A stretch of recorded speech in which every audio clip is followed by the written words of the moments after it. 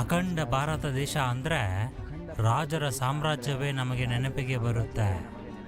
ತಮ್ಮ ರಾಜ್ಯವನ್ನು ಕಾಪಾಡಿಕೊಳ್ಳಲು ಪ್ರಾಣತ್ಯಾಗ ಮಾಡಿದ ಎಷ್ಟೋ ರಾಜರಿದ್ದಾರೆ. ಬೇರೆ ರಾಜ್ಯಗಳನ್ನು ಆಕ್ರಮಿಸಲು ಯುದ್ಧ ಮಾಡಿದಂತಹ ರಾಜರಿದ್ದಾರೆ. ಈ ರೀತಿ ತಮ್ಮ ರಾಜ್ಯವನ್ನು ರಕ್ಷಿಸಿಕೊಳ್ಳಲು ಪ್ರಾಣತ್ಯಾಗ ಮಾಡಿದ ರಾಜರ ಬಗ್ಗೆ ನಮಗೆ ಗೊತ್ತು. ಆದರೆ ಇವರಿಗಿಂತ ವಿಭಿನ್ನವಾದ ಮತ್ತು ವಿಚಿತ್ರವಾದಂಥ ರಾಜರಾಣಿಯರು ನಮ್ಮ ಭಾರತ ದೇಶದಲ್ಲಿ ಇದ್ದರು. ಒಬ್ಬ ಮಹಾರಾಜ ತನ್ನ 40 ಜನ ಹೆಂಡತಿಯರನ್ನ ನಗ್ನ ಮಾಡಿಸಿ ನಾಟ್ಯ ಮಾಡಿಸ್ತಿದ್ದ. ಮತ್ತೊಬ್ಬ ರಾಜ ಮುತ್ತುಗಳಿಂದ ಮಾಡಿಸಿದ ನಕ್ಲಿಸನ್ನು ಧರಿಸಿ ಪ್ರಜೆಗಳ ಮುಂದೆ ನಗ್ನವಾಗಿ ನಿಲ್ಲುತ್ತಿದ್ದ. ಇಂತಹ ವಿಚಿತ್ರವಾದ ರಾಜರ ಬಗ್ಗೆ ಈಗ ನಾವು ತಿಳಿದುಕೊಳ್ಳೋಣ.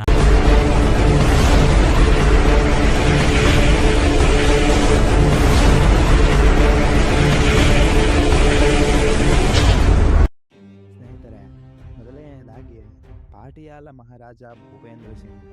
ಇಲ್ಲಿ ಪ್ರಕೃತಿಯಾಗಲಿ, ಬೊಂಬೆಯಾಗಲಿ, ಮನುಷ್ಯರಾಗಲಿ ಈ ರೀತಿ ಯಾವುದಾದರೂ ಸುಂದರವಾಗಿದ್ದರೆ ಎಲ್ಲರೂ ಇಷ್ಟಪಡುತ್ತಾರೆ.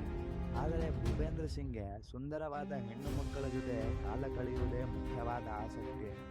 38 ವರ್ಷಗಳ ಕಾಲ ಪಾಟಿಯಾಲವನ್ನ ಪಾಲಿಸಿದ ಈ ಮಹಾರಾಜ 5 ಜನರನ್ನು ಮದುವೆ ಆಗ್ತಾನೆ. ಅದೇ ರೀತಿ 350 ಜನ ಮಹಿಳೆಯರನ್ನ ಸೆಟಪ್ ಮಾಡಿಕೊಂಡಿದ್ದ ಅಂತ ಹೇಳುತ್ತಾರೆ. ಇವರೆಲ್ಲರೂ ಕೂಡ ತಮ್ಮ ಅರಮನೆಯಲ್ಲಿಯೇ ಇದ್ದರಂತೆ.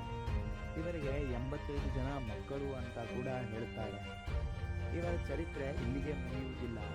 ಆ 350 ಜನ ಮಹಿಳೆಯರನ್ನ ಸುಂದರವಾಗಿ ನೋಡಲು, ಅವರ ಸೌಂದರ್ಯವನ್ನ ಕಾಪಾಡಲು ಬಂಗಾರದ ಆಭರಣಗಳನ್ನು ತಯಾರಿಸುವವರನ್ನ, ಸುಗಂಧ ದ್ರವ್ಯಗಳನ್ನು ತಯಾರಿಸುವವರನ್ನ, ಬಟ್ಟೆ ತಯಾರಿಕೆ ಮಾಡುವವರನ್ನ, ಮೇಕಪ್ ಮಾಡುವವರನ್ನ ಕೆಲಸಕ್ಕೆ ಇಟ್ಟುಕೊಂಡಿದ್ದಂತೆ. ಅವರನ್ನ ಪ್ರತಿ ದಿವಸ ಸುಂದರವಾಗಿ ರೆಡಿ ಮಾಡಿಸ್ತಿದ್ದಂತೆ. ಇವರ ಲೀಲೆಗಳು ಇನ್ನು ತುಂಬಾನೇ ಇವೆ. ಇವೆಲ್ಲ ಲೀಲೆಗಳನ್ನ ದಿವಾನ ಜರ್ಮನ್ ದಾಸ್ ಬರೆದ ಮಹಾರಾಜ ಪುಸ್ತಕದಲ್ಲಿ ನಾವು ಕಂಡುಕೊಂಡಿದ್ದೇವೆ. ಯಾವುದೇ ಮುಜುಗರವಿಲ್ಲದೆ ಅವರು ಈ ಬಗ್ಗೆ ವಿವರವಾಗಿ ಆ ಪುಸ್ತಕದಲ್ಲಿ ಬರೆದಿದ್ದಾರೆ. ಅಷ್ಟೇ ಅಲ್ಲ, ಆ ಮಹಿಳೆಯರ ಜೊತೆ ನಗ್ನವಾಗಿ ಸ್ನಾನ ಕೂಡ ಮಾಡ್ತಿದ್ದಂತೆ ಮತ್ತು ಪಾನೀಯಗಳನ್ನ ಸೇವಿಸುತ್ತಾ ಅವರ ಜೊತೆನೆ ಕಾಲ ಕಳೀತಿದ್ದಂತೆ. ಇವರ ಹತ್ತಿರ ಪಾಟಿಯಾಲ ನೆಕ್ಲೆಸ್ ಕೂಡ ಇತ್ತು. ಈ ನೆಕ್ಲೆಸ್ನಲ್ಲಿ 2039 ವಜ್ರಗಳು ಇತ್ತು. ಇದರ ಬೆಲೆ ಸುಮಾರು 200 ಕೋಟಿ ರೂಪಾಯಿಗಳು. ಇವರು ಕೊಳದಲ್ಲಿ ಸ್ನಾನ ಮಾಡಲು ಹೋಗುವಾಗ ಕೇವಲ ಈ ಒಂದು ನೆಕ್ಲೆಸ್ನ ಧರಿಸಿ ಹೋಗ್ತಿದ್ರು. ಆಗ ಆ 350 ಜನ ಸುಂದರವಾದ ಮಹಿಳೆಯರು ನಗ್ನವಾಗಿ ಇವರಿಗೆ ಸ್ವಾಗತವನ್ನ ಮಾಡುತ್ತಿದ್ದರು. ಈ ರೀತಿ ಶ್ರೀಮಂತ ಮಹಾರಾಜನಾದ ಕಾರಣ ಎಲ್ಲವನ್ನೂ ಅನುಭವಿಸುತ್ತಿದ್ದ. ವಿಲಾಸ ವಸಂತವಾದ ಈ ಜೀವನವನ್ನು ಸಾಗಿಸುತ್ತಿದ್ದ. ಸ್ವತಂತ್ರ ಬಂದ ನಂತರ ಭಾರತ ದೇಶದ ಮೊಟ್ಟ ಮೊದಲ ರಾಷ್ಟ್ರಪತಿ ಬಾಬು ರಾಜೇಂದ್ರ ಪ್ರಸಾದ್ ರಾಷ್ಟ್ರಪತಿ ಭವನಕ್ಕೆ ಹೋಗುವಾಗ ಉಪಯೋಗಿಸಿದ ಬೆಳ್ಳಿಯಿಂದ ತಯಾರಿಸಿದ ಕುದುರೆ ಸವಾರಿ ವಾಹನ ಈ ಭೂಪೇಂದ್ರ ಸಿಂಗ್ಗೆ ಸೇರಿತ್ತು. ಎರಡನೆಯವನು ಶಹಜಾನ್. ಪ್ರಪಂಚದ 7 ಅದ್ಭುತಗಳಲ್ಲಿ ಒಂದಾದ ತಾಜ್ ಮಹಲ್ ಬಗ್ಗೆ ನಮ್ಮೆಲ್ಲರಿಗೂ ಗೊತ್ತು. ಪ್ರೀತಿಗೆ ಚಿಹ್ನೆಯಾದ ಈ ತಾಜ್ ಮಹಲ್ ಅನ್ನು ಅಮೃತ ಶಿಲೆಯಿಂದ ನಿರ್ಮಾಣ ಮಾಡಿದ್ದಾರೆ.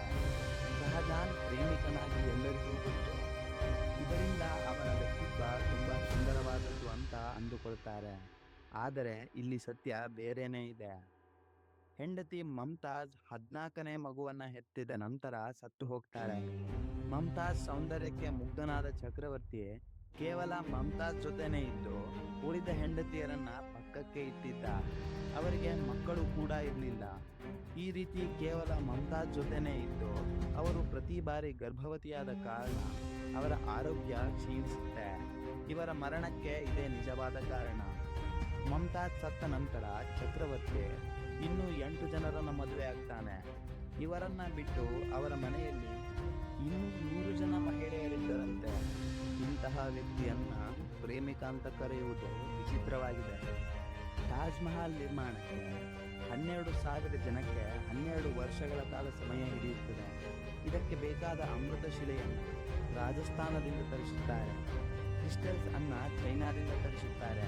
ಈ ರೀತಿ ಬೇರೆ ಬೇರೆ ದೇಶಗಳಿಂದ ತಾಜ್ ಮಹಲ್ಗೆ ಬೇಕಾದ ವಸ್ತುಗಳನ್ನು ತರಿಸುತ್ತಾರೆ.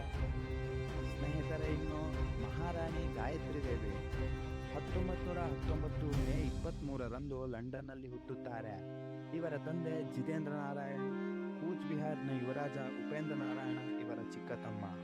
ಗಾಯತ್ರಿ ದೇವಿ ರಾಜಮನೆತನದಲ್ಲಿ ರಾಜಭೋಗಗಳ ಮಧ್ಯೆ ಬೆಳೆದಿದ್ದಾರೆ. ಇವರ ಮಹಲ್ನಲ್ಲಿ 5,000 ಜನ ನೌಕರರು ಇದ್ದಾರಂತೆ. ಇವರಿಗೆ ಕಾರು ಅಂದ್ರೆ ಬೇಟೆಯಾಡೋದು ಅಂದ್ರೆ ತುಂಬಾನೇ ಆಸಕ್ತಿ. ಮೊದಲ ಬಾರಿ ಚಿರತೆಯನ್ನ ಬೇಟೆಯಾಡಿದಾಗ ಇವರಿಗೆ 12 ವರ್ಷ ವಯಸ್ಸು ಅಂತ ಹೇಳಲಾಗುತ್ತೆ.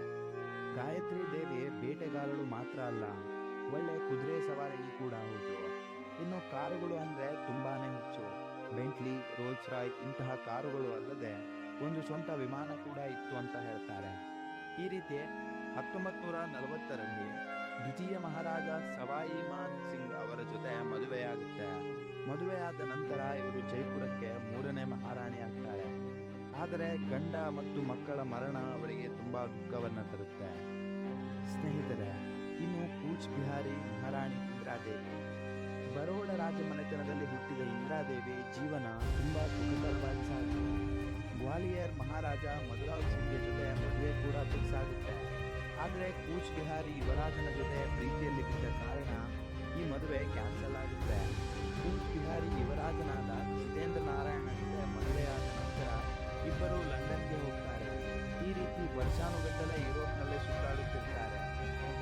ಇನ್ನು ಜುನಾಗಢ್ ನವಾಬ್ ಶ್ರೀ ಮೊಹಮ್ಮದ್ ರಸೂಲ್ ಖಾನ್ ಇವರ ಹತ್ರ ಬೇರೆ ಬೇರೆ ಜಾತಿಗೆ ಸೇರಿದ 800 ನಾಯಿಗಳು ಇತ್ತು. ಇವುಗಳಿಗೆ ಸಪರೇಟ್ ಆಗಿ 800 ರೂಮ್ಸ್ ಕೂಡ ಇತ್ತು. ನಮ್ಮ ಮನೆಯಲ್ಲಿ ನನಗೆ ಸಪರೇಟ್ ರೂಮ್ ಇಲ್ಲ. ಅವುಗಳನ್ನು ನೋಡಿಕೊಳ್ಳಲು ಒಂದೊಂದು ರೂಮ್ಗೆ ಒಬ್ಬೊಬ್ಬ ವ್ಯಕ್ತಿ ಕೂಡ ಇದ್ದ. ಕಾಯಿಲೆ ಬಂದ ನಾಯಿಗಳನ್ನ ಬ್ರಿಟಿಷ್ ಪಶು ವೈದ್ಯಶಾಲೆಗೆ ಕರೆದುಕೊಂಡು ಹೋಗಿ ಚಿಕಿತ್ಸೆ ಮಾಡಿಸ್ತಿದ್ರು. ಒಂದು ವೇಳೆ ನಾಯಿ ಸತ್ರೆ ಮನುಷ್ಯರ ರೀತಿನೇ ಅದಕ್ಕೆ ಅಂತ್ಯ ಸಂಸ್ಕಾರವನ್ನ ಮಾಡಿಸ್ತಿದ್ರು. ತನ್ನ ನಾಯಿಗಳಿಗೆ ವಿವಾಹ ಕೂಡ ಮಾಡಿಸ್ತಾ ಇದ್ರು. ಮದುವೆಗಾಗಿ ಇವುಗಳಿಗೆ 20 ಲಕ್ಷ ರೂಪಾಯಿ ಖರ್ಚು ಮಾಡ್ತಿದ್ದ. ನಮ್ಮಲ್ಲಿ ಈಗಿಗೂ ಎಷ್ಟೋ ಮಧ್ಯಮ ವರ್ಗದ ಜನರ ಮದುವೆಗಳು 5 ರಿಂದ 6 ಲಕ್ಷದವರೆಗೆ ಮುಗಿದು ಹೋಗುತ್ತೆ. ಆ ದಿನ ರಾಜ್ಯಕ್ಕೆಲ್ಲ ರಜೆ ಕೂಡ ಕೊಡ್ತಿದ್ದಂತೆ. ರಾಜ್ಯ ಪಾಲನೆಗಿಂತ ಪ್ರಾಣಿ ಪಾಲನೆಯನ್ನೇ ಹೆಚ್ಚಾಗಿ ಮಾಡ್ತಿದ್ರು ಕಾಣಿಸುತ್ತೆ. ಇನ್ನು ನೆಕ್ಸ್ಟ್ ಭರತ್ಪುರ್ ಮಹಾರಾಜ ಕಿಶನ್ ಸಿಂಗ್. ಇವರು ಕೂಡ ಒಬ್ಬ ಹೆಣ್ಣು ಪ್ರಿಯ. ಇವರಿಗೆ 40 ಜನ ಹೆಂಡತಿಯರು ಇದ್ರು. ತುಂಬಾ ಐಷಾರಾಮಿ ಜೀವನವನ್ನ ಮಾಡ್ತಿದ್ರು. ಇವಾನ್ ಜರ್ಮನ್ ದಾಸ್ ರಚಿಸಿದ ಮಹಾರಾಜ ಪುಸ್ತಕದಲ್ಲಿ ಇವರ ಚರಿತ್ರೆ ಕೂಡ ಇದೆ. ಇವರು ಒಬ್ಬ ಒಳ್ಳೆಯ ಈಜುಗಾರ. ಗುಲಾಬಿ ಬಣ್ಣದ ಕಲ್ಲಿನಿಂದ ಒಂದು ಕೊಳವನ್ನು ನಿರ್ಮಾಣ ಮಾಡುತ್ತಾರೆ. ಕೊಳದ ಮೆಟ್ಟಿಲುಗಳನ್ನು ಗಂಧದ ಚಕ್ಕೆಯಿಂದ ಮಾಡಿಸುತ್ತಾರೆ. ರಾಜ ಕೊಳಕ್ಕೆ ಇಳಿಯುವಾಗ ಅವರನ್ನ ಸ್ವಾಗತಿಸಲು ವಸ್ತ್ರವಿಲ್ಲದ ಮಹಿಳೆಯರು ಕೂಡ ಇರ್ತಿದ್ದರು. ಇನ್ನು ರಾಣಿಯರೆಲ್ಲರೂ ದೀಪಗಳನ್ನು ಹಿಡಿದು ನಾಟ್ಯಗಳನ್ನ ಮಾಡ್ತಿದ್ರು. ಯಾರ ದೀಪ ಹೆಚ್ಚು ಸಮಯ ಉರಿಯುತ್ತೋ ಅವರ ಜೊತೆ ಆ ರಾತ್ರಿ ಕಳೆಯುತ್ತಿದ್ದರು. ಅಷ್ಟೇ ಅಲ್ಲ, ಅವರ ಹೆಂಡತಿಯರ ಜೊತೆ ನಗ್ನ ನಾಟ್ಯಗಳನ್ನು ಕೂಡ ಮಾಡ್ತಿದ್ರು. ಈ ರೀತಿ ಸ್ವಲ್ಪ ವಿಚಿತ್ರವಾಗಿ ವರ್ತಿಸುತ್ತಿದ್ದರು. ಹಣ, ಆಸ್ತಿ, ಅಧಿಕಾರ ಇದೆ ಎಂಬ ಗರ್ವದಿಂದ ಈ ರೀತಿ ಮಾಡ್ತಿದ್ದ ಅಂತ ಹೇಳ್ತಾರೆ. ರಾಜರ ಪಾಲನೆಯಲ್ಲಿ 2 ವಿಷಯಗಳು ಮಾತ್ರ ಪ್ರತ್ಯೇಕವಾಗಿ ಇತ್ತು. ಒಂದು ಹೆಣ್ಣು, ಮತ್ತೊಂದು ಮಣ್ಣು. ಇದಕ್ಕೆ ಆಸೆ ಪಟ್ಟರೆ ಇದು ನಮ್ಮನ್ನ ಸರ್ವನಾಶ ಮಾಡುತ್ತೆ. ಈ ಪ್ರಪಂಚದಲ್ಲಿ ಇದು ಶಾಶ್ವತವಲ್ಲ, ಅದು ಉಳಿಯೋದೂ ಇಲ್ಲ. ಈ ರೀತಿ ಮಣ್ಣಿಗೆ ಆಸೆ ಪಟ್ಟು ರಾಜ್ಯವನ್ನ ಆಕ್ರಮಿಸಿದ ರಾಜರು ನಮಗೆ ವೀರರಾಗಿ ಕಾಣಿಸ್ತಾರೆ.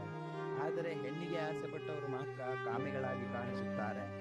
ಆದರೆ ಪ್ರತ್ಯೇಕವಾಗಿ ಆಗಲಿ ಪರೋಕ್ಷವಾಗಿ ಆಗಲಿ ಇವೆರಡೂ ಕೂಡ ಒಂದೇ.